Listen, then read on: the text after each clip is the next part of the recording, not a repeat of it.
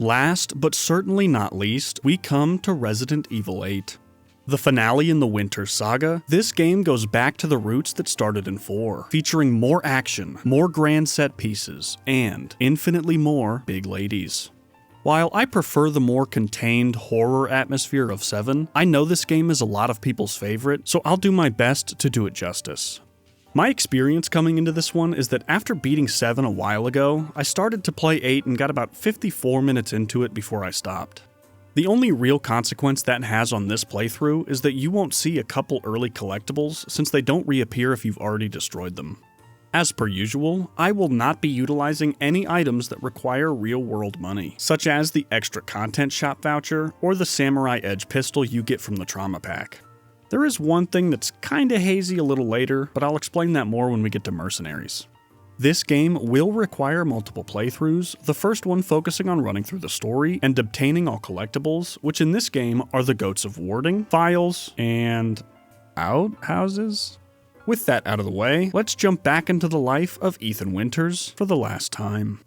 Due to needing the Winters expansion to earn 100%, I automatically have the hardest difficulty unlocked, but that feels like using money to skip ahead, and I will guaranteed instantly explode if I try to do that first, so standard it is. I go for first person, and we listen to Mia tell Rose a story about a girl taking gifts and being selfish. Is that an allegory for this baby? What's the baby done in 6 months? Demonstrate your ultimate paternal skills by whispering to not wake up Rose. Never mind. I'm sorry. Keep it down. Just making sure it's locked. Find a newspaper upstairs detailing the cover-up of RE7 and apologize to Mr. Everywhere for destroying his entire species. Mette un goal, then enter photo mode. I really feel like I've achieved something here. Mia gets mad at you about bringing up the past. You really have to stop worrying. But I'll be honest, if you bounce for 3 years and then I get a quarter of my limbs chopped off and then glued back on with some juice just to rescue you from a little girl old lady mold monster and then you're giving me attitude, I'm out.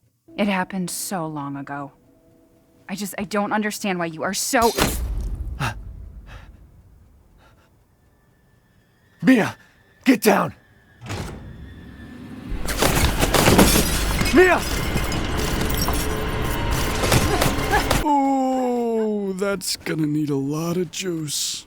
Having watched our wife get slaughtered by Chris, now voiced by Carlos, Ethan, no. we receive no explanation about what's going on. I'm gonna talk about this scene a lot later, but for now, I'm gonna bottle this up so we can keep the good times rolling. We inspect this soldier's firearm, waking up after our convoy crashes and very slowly walking through the forest. 100% of our playtime so far has been set speed walking sections, notoriously my favorite part of every Resident Evil game. The first crow we see escapes due to me not having weapons yet, and I swear to never let that happen again. One minor question. Why do Ethan and Mia live within driving distance of the evil Avengers? We open up the first outhouse, grabbing a knife and checking the inventory out, which looks pretty much identical to 4's. This man has terrible aim, but a kind heart, a virtue granting him direct access to heaven. Ethan's spatial awareness gives RE2's Leon a run for his money. Dead body? Wait, there's more. And we get our fingers bitten off by one of the default guys, being dealt more permanent damage in the first 5 minutes than anyone in the last game could manage. My knife skills from 7 fail to transfer, so give this guy's cranium the brass tacks, entering that one lady's house anytime she makes milkshakes. Listen to a radio message about meeting up at Louisa's house, information I definitely understand. And we do our first holdout section, getting Skyrimmed and meeting up with the second generation of old lady technology. Rose! Rose, yes! This is where I'd destroy the first Goat of Warding. If I had one! Sorry. Now that we're through the opening set piece, let's hit the gas on this puppy. Craft our first item and find Elena, entering Louisa's house and joining in on the Mount Rushmore of terrible blunt rotations. Elena's dad goes Team Edward, and we prove the architectural superiority of vintage housing by hitting it with a car. Successfully rescue someone before the end of the game, adding a tally mark to the people I've saved counter. Damn it!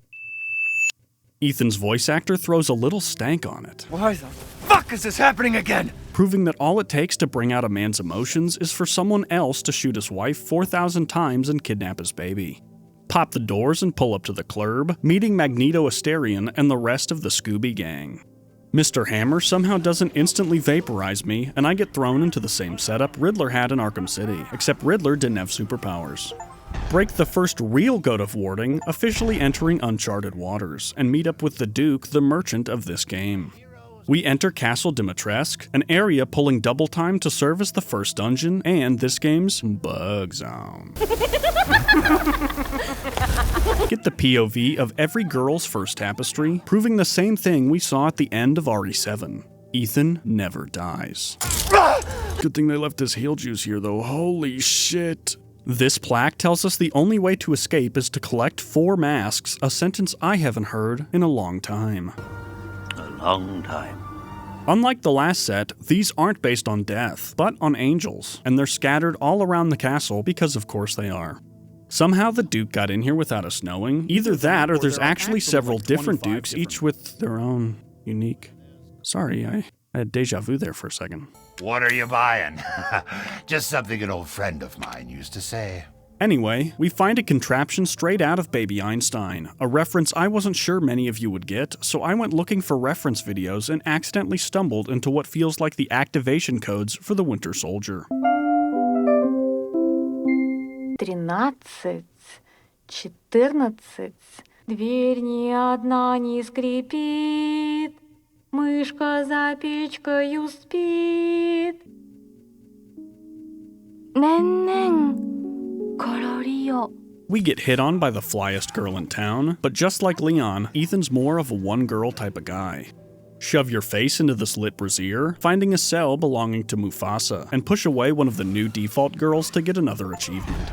I summon Pot of Flea, running past a bug's wife and cracking open a window to get some fresh air. She goes down so easy I think it's a mistake, and we grab a mega bottle of Vino de Vita, finding a compensator for the handgun and throwing it on, making the gun so happy it does a little dance. Grab a lockpick and use it, finding a statue from the evil within inside. Upgrade our inventory, throwing in the bottle and grabbing the key to the courtyard, which we promptly use. Despite us now being in the Yard of Courts, Lady D doesn't seem judicial enough to hear out my claim of self-defense. What have you done to my daughter? So flee to the basement where we've descended beyond the need for ladders. Ethan Winters plus basement means the re-arrival of Steel Justice, so begin spreading the word. Hide behind the largest glass window we can find, watching the big girl toss her vanity like it's nothing. That sentence will be relevant later, I'm not kidding. Grab a key and head out, getting our ticket punched on a one-way trip back to the basement. Ethan says, Go ahead, do your worst. But hey man, what the fuck? You gotta consult me before you say stuff like that. Immediately regret it, hitting Yao Ming with some nasty jukes, utilizing the Call of Duty method of regaining your pride. Grab the first mask and throw your hand back on, which thankfully sews your jacket back together too. This juice really is something. Farm these guys until they stop coming, heading into the opera hall and finding the first of 4 labyrinth balls. Throw the mask on and hide inside the safe room, proving that my stealth isn't good, her eyesight is bad. I will be solving almost every labyrinth without realizing I can rotate the sides, just to give myself an extra challenge. Throw a little sauce on our weapons, grabbing another mask and an empty ring, then give John Lennon the cold shoulder. Much like Kermit to Miss Piggy, this game doesn't hesitate to give us the green, meaning we're able to almost buy out the entire shop and upgrade our weapons before collecting half the masks.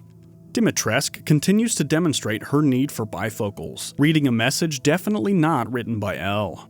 I bust out the 4 piano lessons I took when I was 7 to absolutely destroy this little number, getting a new key and heading down to the basement where this can't possibly be the intended solution to this puzzle. Surely you're not meant to shove your face into these as hard as you can. Utilize another callback. Heading back up into the library and telling whichever one this is, her fly is down. Grab the third mask and ring some bells, climbing an absurdly long ladder, and breaking another goat before finding our first sniper. Now that's more like it. I'm not sure what these guys' job is, but they're terrible at it. We rip a zip line, keystering the hook for later and grabbing the final mask, throwing them in and heading into the first boss fight. Ruined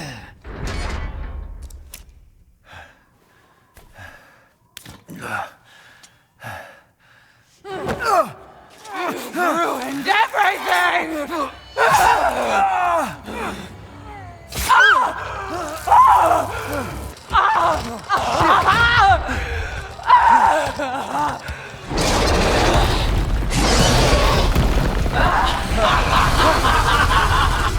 Flesh! Bones! I will devour all of you! Alcena's true form is revealed to pretty much just be an upgraded version of Simmons V1, and we give her 4 minutes of straight business.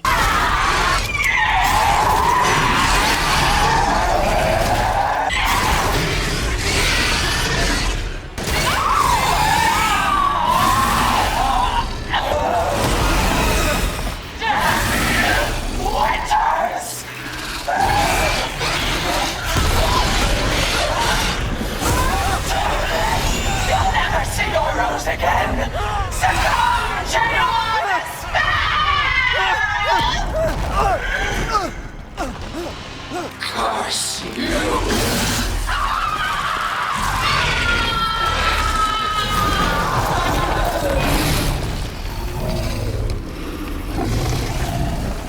Was the monster a separate creature living within her, or was it also just part of her? It was able to roar when she was talking, so was she just doing that for fun? Either way, grab this random jar and connect with your hunter-gatherer ancestors by slapping this fish with your knife. Get advice on the level of a fortune cookie. It's only a riddle if you don't know the answer. And see an interesting symbol on the wall. Grab the 800th new key, then 1v1 this guy on High Rise for an achievement, receiving the darkest plot twist in this entire series by far. I assume you've picked up something of value. Not sure if it's of value, but... Why, you have your daughter right in your own hands. What are you saying? Take a closer look.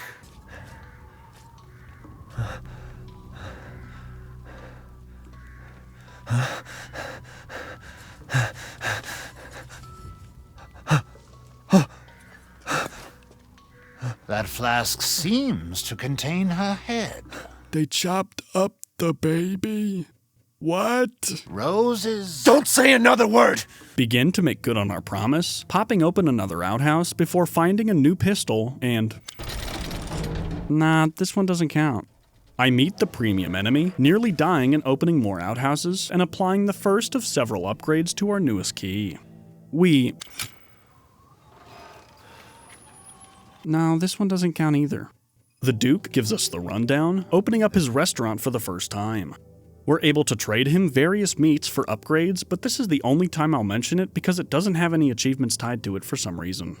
Also, every new version of gun you find is a straight up upgrade from the prior one. That means the new handgun I just found is almost immediately better than the old one, so there's no real point in not upgrading. I wish there was a little more variety than that, but c'est la vie. Use our new key to start down the path towards the second dungeon, this one requiring a sacrifice to enter. Much like the bedroom DLC from 7, this area is one big escape room. I think an entire boss section that isn't focused on combat is really interesting, and I thoroughly enjoyed the first run-through of this section. Utilize the full power of our brain cells, solving all puzzles before grabbing a key in a well and emerging to find the offspring of El Gigante and Slimer. Switch to Outlast for a second, crossing up the ugly caterpillar and heading out to find the bride of Chucky playing hide and seek. Her voice gives away her location every time. Try and find me. So exercise Annabelle and wake up to find that we actually killed a grown woman. We're not even holding scissors though, and our hands are covered in blood. So what did we actually do? Get the next key upgrade, a new jar, and take Angie with us just to rub salt in that wound, finding a new shotgun and heading over to the next. And he likes to munch on our belly.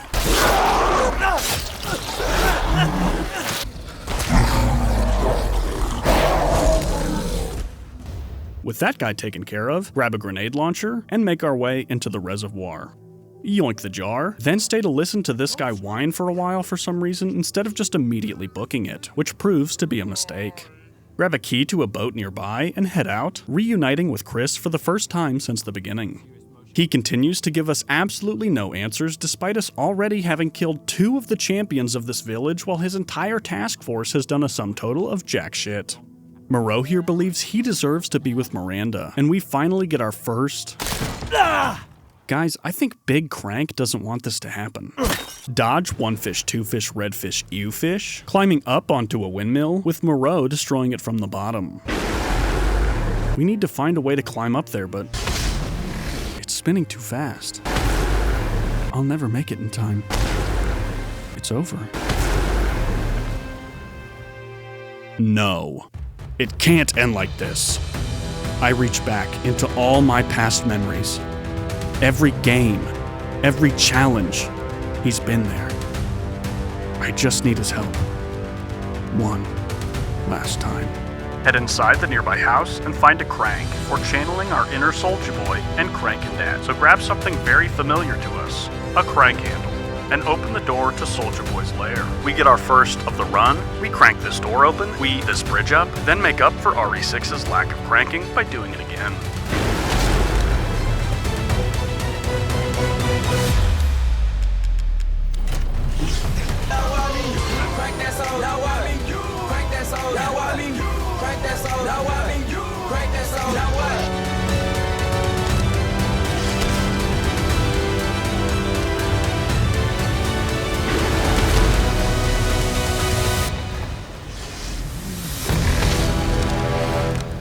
With his destiny fulfilled, Soldier Boy returns to the astral plane, and we pull the hook out of our ass and ride over, getting the power back on and draining the reservoir.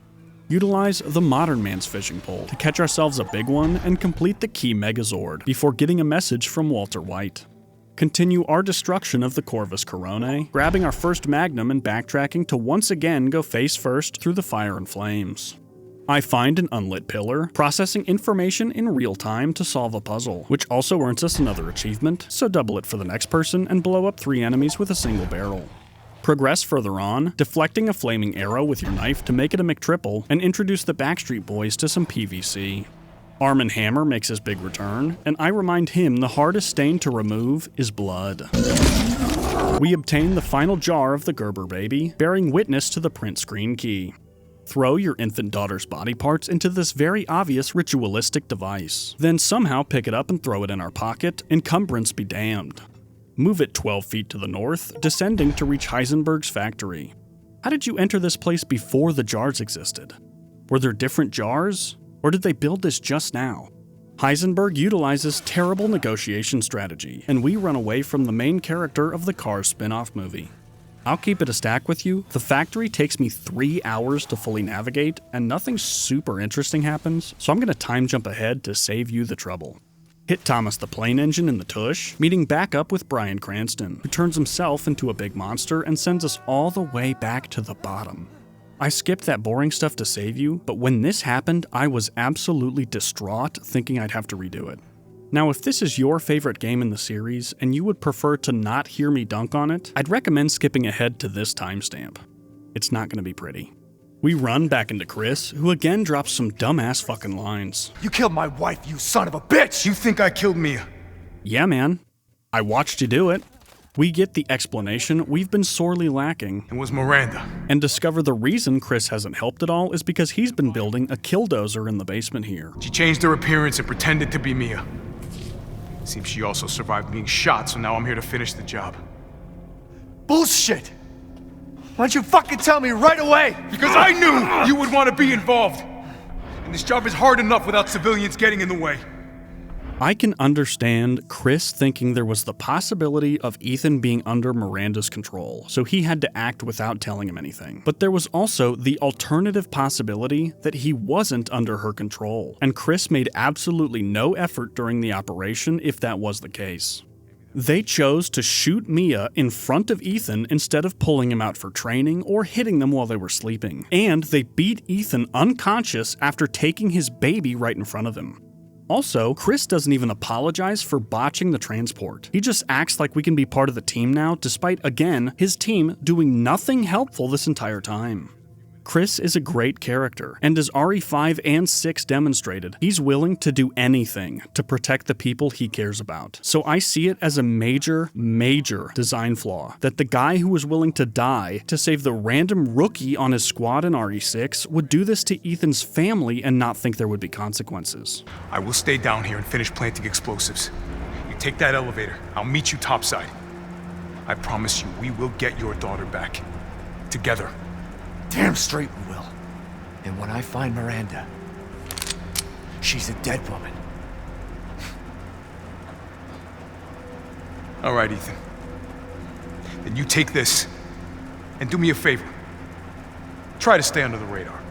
With that off my chest, we head up and deliver Mecha Heisman some death. Same day delivery. Miranda arrives, and Ethan says what everyone's thinking. Fuck you, you crazy bitch! She shows us she's basically been everyone we've interacted with so far, and rips out our heart, officially ending Ethan's story here. I've waited so long. But dreams really can come true. We finish off the game as Chris, doing one final combat run through the village, with the goal of taking down the Mega Mycete, the source of the mold that's caused all of this. Head underground, fighting off a mutated Mace Windu, and rig the core to blow. Find a letter from Oswell Spencer, retroactively informing us that Miranda was behind everything the whole time, and was even the inspiration for the Umbrella logo. Chris rescues Mia, and we get a cameo from someone unexpected to give us the last few pieces of the puzzle. What's going on? You're so dumb. Evelyn? How are you here? You're dead. Dead? I mean, Miranda. She... no. I still have to save Rose. Wrong! It wasn't Miranda. You were always dead. What are you saying? I can still... Miranda didn't kill you. You mean you didn't think it was weird? No matter how much you got hurt, remember.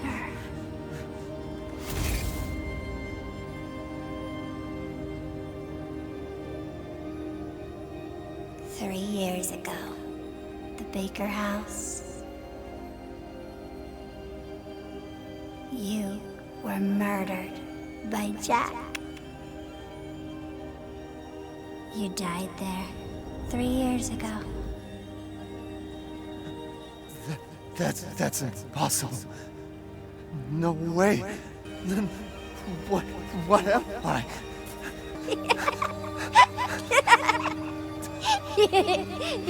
Rose. Mia.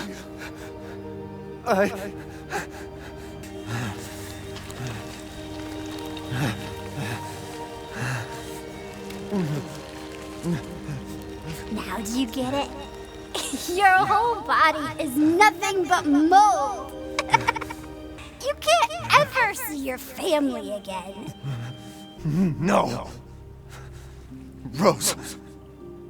I have to save my daughter. I will save Rose!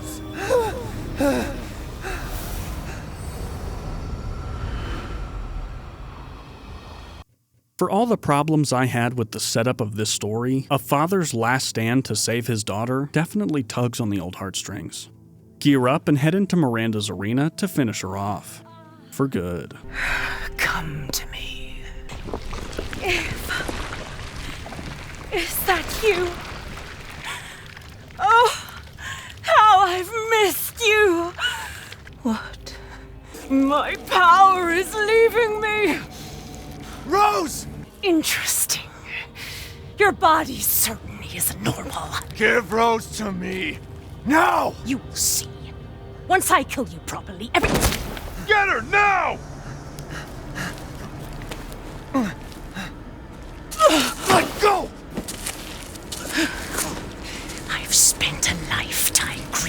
this moment. And you try to take it away from me. I will take what is due. My desires will be fulfilled! Rose is mine! What the fuck? You fulfilled your purpose, Mr. Winters. I assure you I'll provide her with truths. The Megamycete saved me from the pits of despair. It granted me this splendid power! Yeah, right! All it's done is drive you nuts!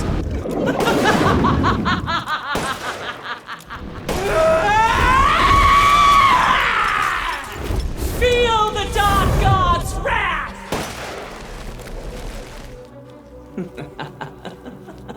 You left things in my hands. Go on, rest. The hell I will! If I combine Rose with a Megamycete, my daughter will be made manifest at last! I've waited a century, all for this day.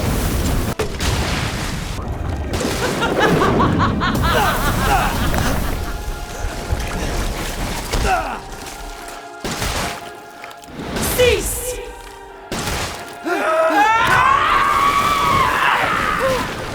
This is how you end, Ethan Winters.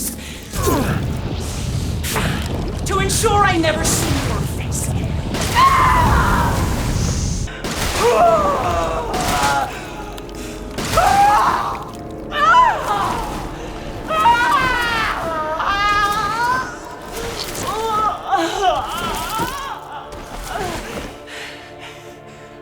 My daughter!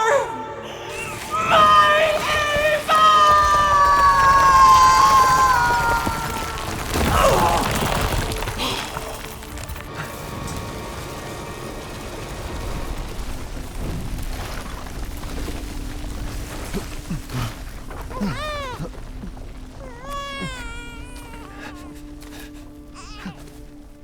Rose! Shh. Shh. It's all right, Rose. It's all right. Hey, look at me. When I hit this trigger, we can't be anywhere near it. Ah, damn it. Mia's waiting for you. She's alive, you hear me? Alive. Mia, I'm so sorry. I love you. Keep Rose safe. Hey. Hey.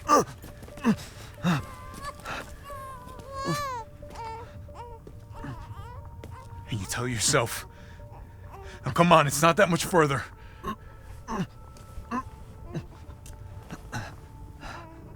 Watch over her. Teach her to be strong. God damn it.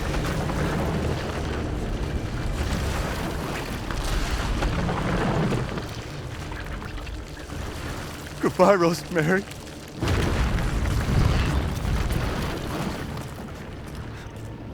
Ethan.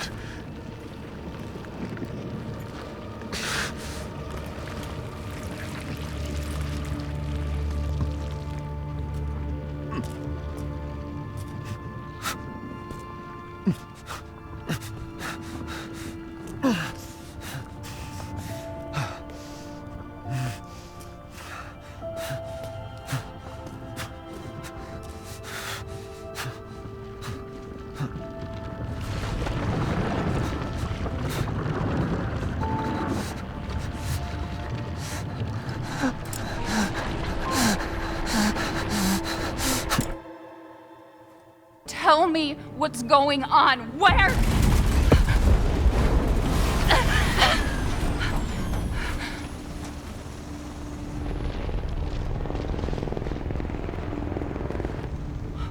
What was that?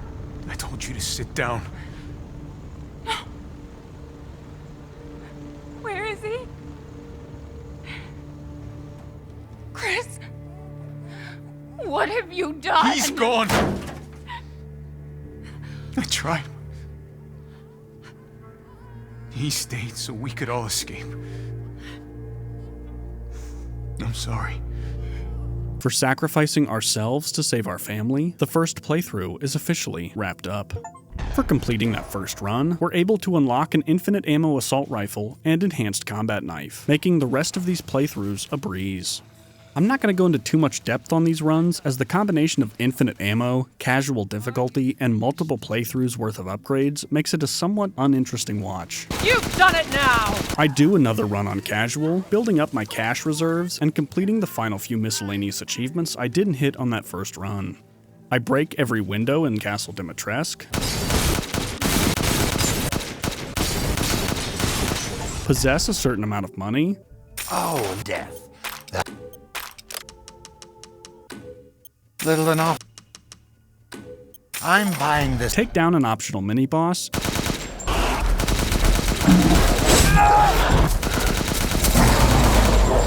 and shoot down one of the guys on Heisenberg's production line.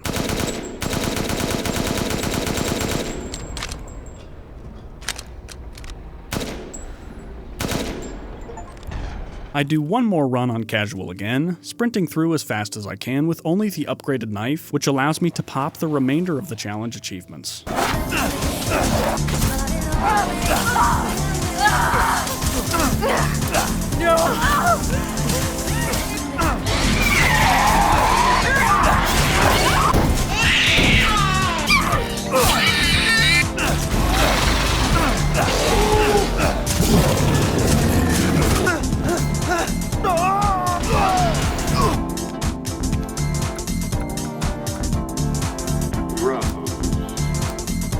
If that happens,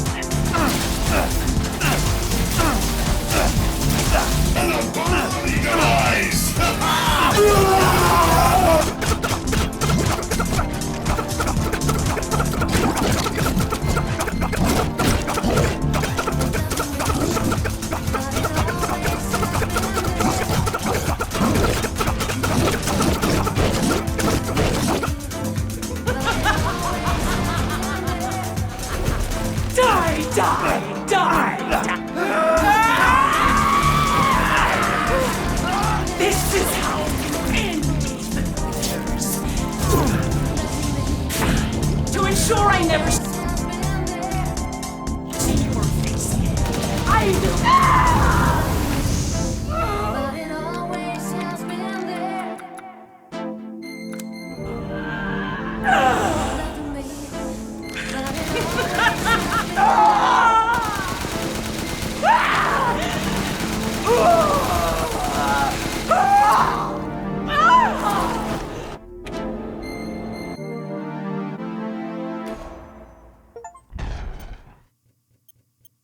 I also kill the big guy in the first holdout section, and unlock all the concept art in the shop to clear out everything but Village of Shadows. For the final run-through of the main game, we now tackle Village of Shadows. We're still able to use our infinite ammo weapons and all our upgrades, but just for old time's sake, let's roll this bad boy into a montage. Hit it.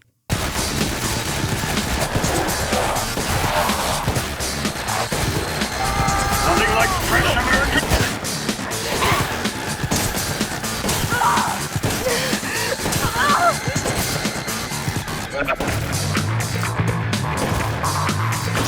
Every last person.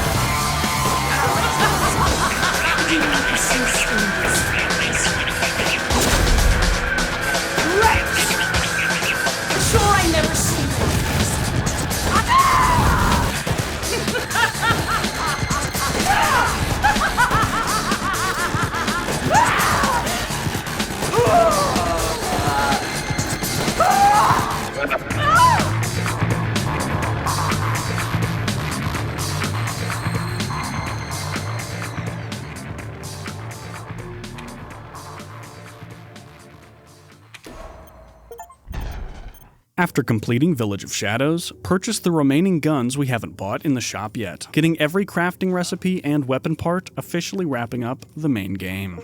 Unlike RE7, this game doesn't have a ton in the way of DLC, which serves as both a blessing and a curse.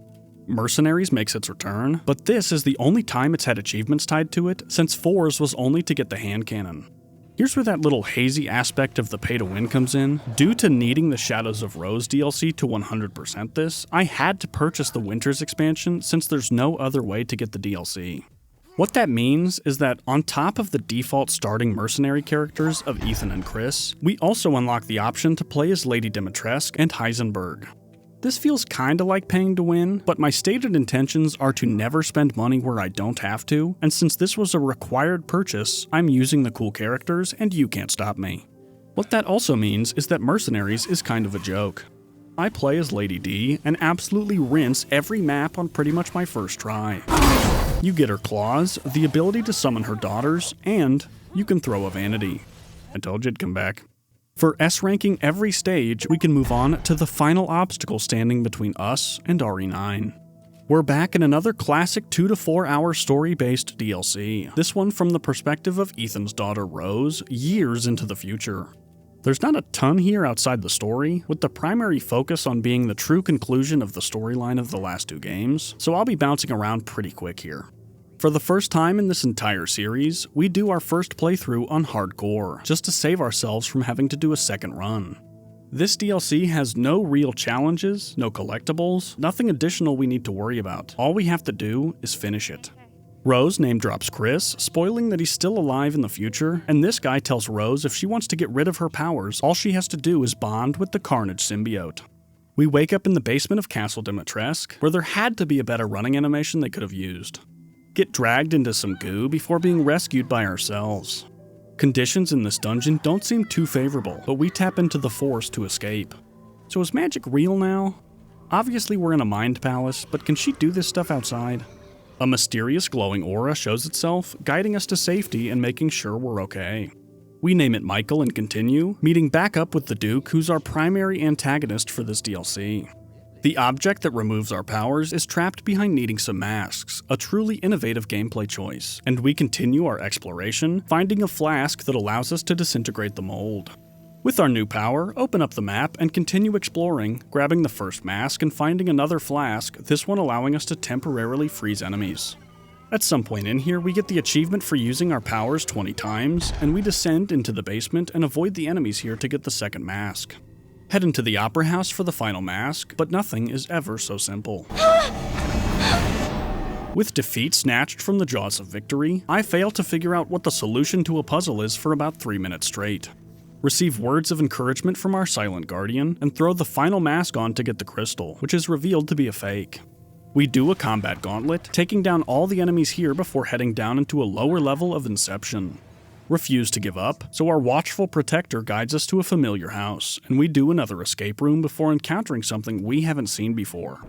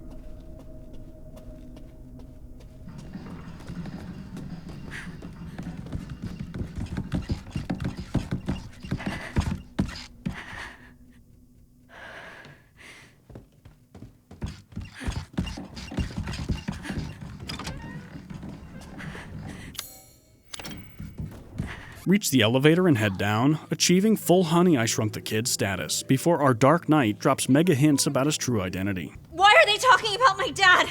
I never even met him! No, I don't know. All I know is he died protecting me.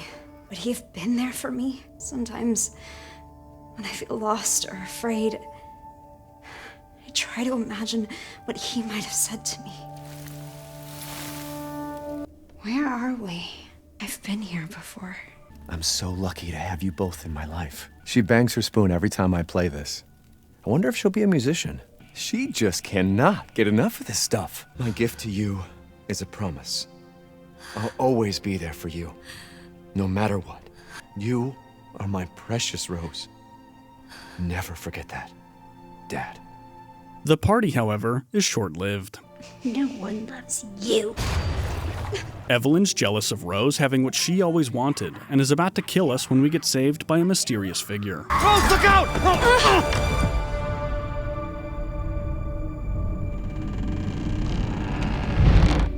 Don't give up, Rose. Find that crystal. Ethan never stopped watching out for Rose, and we head in to face Miranda for the final time. Don't worry, Dad. I've got this. Offer yourself unto me!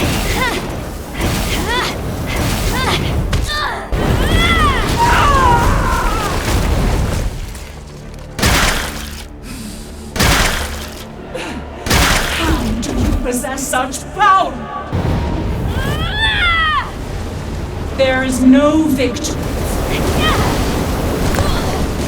Finally, my struggle comes to fruition. Use this.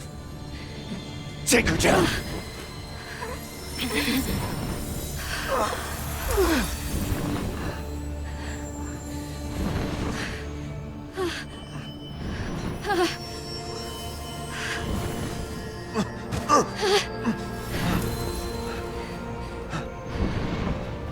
Oh, I will.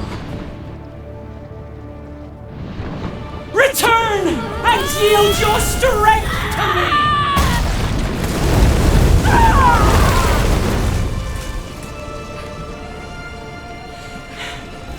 So much power! You truly would have been the perfect vessel for my Eva! I'm not a goddamn vessel. I'm not some stupid copy. I'm me, Rose. And you're done.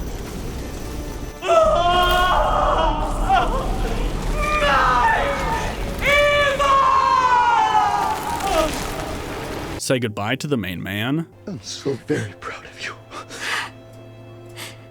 I love you, Rose. I love you too, Dad. Waking up and accepting our powers, watching the same cutscene the original game ended with. With every challenge beaten, weapon upgraded, and all DLC completed, Resident Evil Village has been 100%ed. Thank you all for watching. This was a mad dash to the finish line, but I wanted to make sure I wrote a finale script that paid off everything we've built up until now. I can't thank you all enough for joining me on the journey. We just barely made it, at the cost of many nights of sleep for me, but I'm proud of the work I've done to get here. A huge shout out to my patrons, Dixby, Jude, Alex, Matt, Spiralt, Muriel, Raven, and Baneful Biscuit, and the Mr. Grumpykins, as well as all my other patrons. You guys made this entire series possible. Thank you. We're on to RE9 now, and I still have the original trilogy and RE0 to tackle at some point in the future, so be sure to stick around for those. I feel like there's something I'm missing though. One last joke I didn't pay off. I sure hope I didn't accidentally put it after the outro. I'll see you in the next one.